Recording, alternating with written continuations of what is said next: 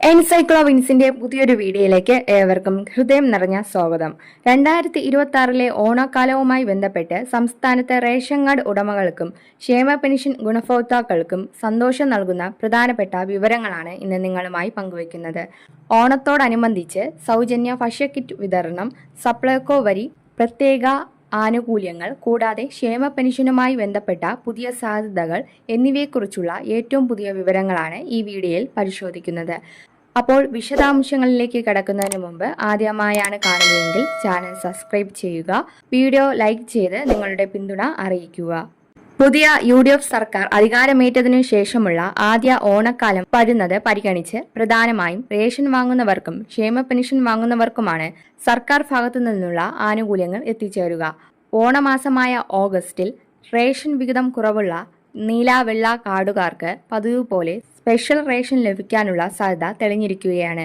സംസ്ഥാനത്ത് 5 ലക്ഷത്തിലധികം വരുന്ന അന്ത്യോദയ അന്നയോജന വിഭാഗത്തിലെ മഞ്ഞ റേഷൻ കാർഡ് ഉടമകൾക്ക് സൗജന്യ ഭക്ഷ്യക്കിറ്റ് വിതരണം ഉണ്ടാകും. ഇതിനായി 53 കോടി രൂപ സർക്കാർ അനുവദിച്ചു കഴിഞ്ഞു. സംസ്ഥാനത്തെ മഞ്ഞ, പിങ്ക്, നീല, വെള്ള റേഷൻ കാർഡ് ഉടമകൾക്കെല്ലാം ലഭിക്കുന്ന 13 സബ്സിഡി സാധനങ്ങളുടെ സ്റ്റോക്ക് എല്ലാ സപ്ലൈകോ ഔട്ട്ലെറ്റുകളിലും ലഭിക്കുന്നതിനും ഓണവിപണി നടത്തിപ്പിനായി സപ്ലൈകോയ്ക്ക് 200 കോടി രൂപയും അനുവദിച്ചു കഴിഞ്ഞു. ഭക്ഷ്യ സിവിൽ സപ്ലൈസ് വകുപ്പ് മന്ത്രി അനൂപ് ജേക്കബിന്റെ അഭ്യർത്ഥന പരിഗണിച്ച് മുഖ്യമന്ത്രി VD സതീശന്റെ ഇടപെടലിനെ തുടർന്നാണ് ധനവകുപ്പിന്റെ നടപടി വന്നിരിക്കുന്നത്.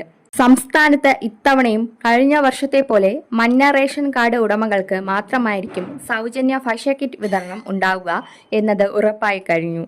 പിങ്ക് കാർഡുകാർക്കും നൽകണമെന്ന ആവശ്യം ഉയർന്നിരുന്നുവെങ്കിലും അത് പരിഗണിക്കപ്പെട്ടിട്ടില്ല.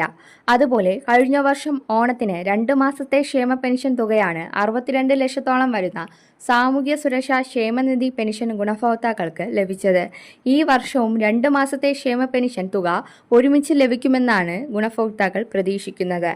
2 മാസത്തെ ക്ഷേമ പെൻഷൻ ഒരുമിച്ച് വിതരണം ചെയ്താൽ ഓരോ ഗുണഭോക്താവിനും ഏകദേശം 4000 രൂപ ഓണക്കാല ചെലവുകൾക്കായി ലഭിക്കും. ഇത് വലിയൊരു ആശ്വാസമായിരിക്കും. എന്നാൽ കഴിഞ്ഞ ഓണക്കാലത്തും അതിനു മുമ്പുള്ള വർഷങ്ങളിലും ക്ഷേമ പെൻഷൻ കുടിശ്ശികകൾ ഉണ്ടായിരുന്നതിനാൽ ഓണമാസത്തെ പെൻഷനോടൊപ്പം ഒരു കുടിശ്ശിക പെൻഷൻ കൂടി ചേർത്ത് നൽകിയിരുന്നു. അതുകൊണ്ടാണ് അന്ന് 2 മാസത്തെ പെൻഷൻ ലഭിച്ചത്. എന്നാൽ ഇപ്പോൾ നിലവിൽ ക്ഷേമ പെൻഷൻ കുടിശ്ശികകളൊന്നുമില്ല.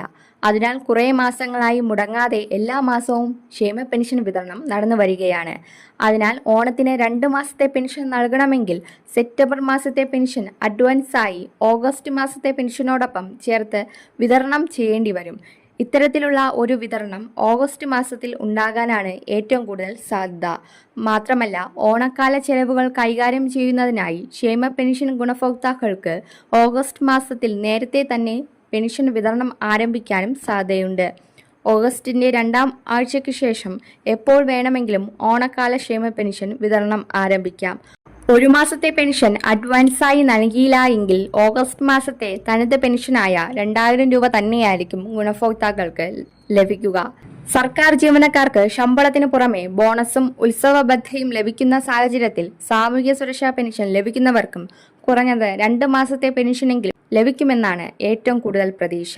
അതുമായി ബന്ധപ്പെട്ട ഔദ്യോഗിക അറിയിപ്പ് ലഭിക്കുന്ന മുറയ്ക്ക് ചാനലിലൂടെ നിങ്ങളെ ഉടനെ അറിയിക്കുന്നതാണ്. ഇതുപോലുള്ള പ്രധാനപ്പെട്ട വിവരങ്ങൾ ഏറ്റവും ആദ്യം ലഭിക്കുന്നതിനായി ചാനൽ സബ്സ്ക്രൈബ് ചെയ്യുക. മറ്റൊരു വീഡിയോയുമായി വീണ്ടും കാണും വരെ ഗുഡ് ബൈ.